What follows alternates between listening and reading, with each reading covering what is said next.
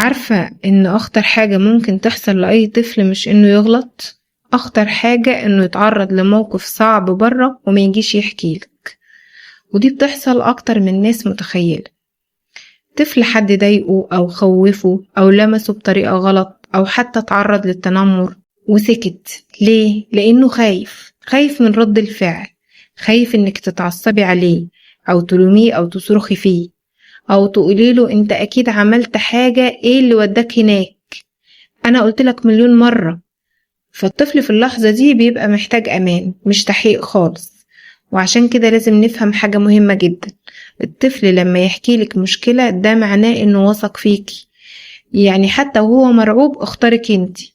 فلو اول رد فعل كان خوف او عصبية ممكن بعد كده ما يحكيش تاني ابدا، ودي كارثة حقيقية. لأن في مواقف لو الطفل ما حكاهاش بسرعة الأهل ممكن ما يلحقوش يتصرفوا. عشان كده لازم الطفل من وهو صغير يحس إن البيت أمان. طب يعني إيه أمان؟ يعني يبقى عارف إنه مهما حصل هيلاقي حضن يسمعه الأول.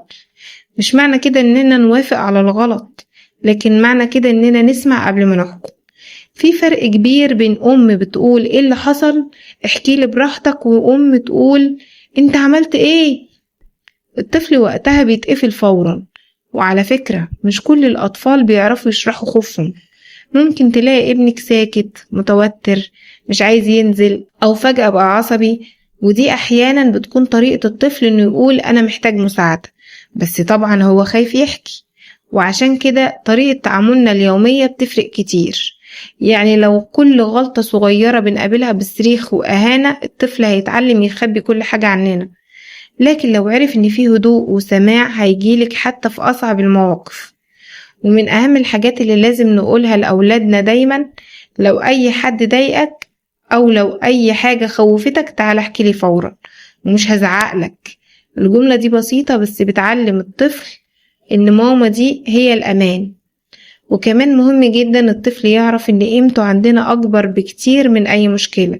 يعني لو جه يحكيلك انه غلط او اتورط او حد ضحك عليه ما تخليهوش يندم انه اتكلم، خليه يحس ان الصراحة نجاة. لان الطفل اللي بيخاف من اهله ممكن يسقط عن اخطر الاشياء، لكن الطفل اللي حاسس بالامان اول ما يتأذي هيجري على مامته او باباه فورا. وفي الزمن اللي احنا فيه ده ان ابنك يحكيلك دي مش رفاهية، دي ضرورة جدا. لو عجبك الفيديو متنسيش تعملي لايك واشتراك.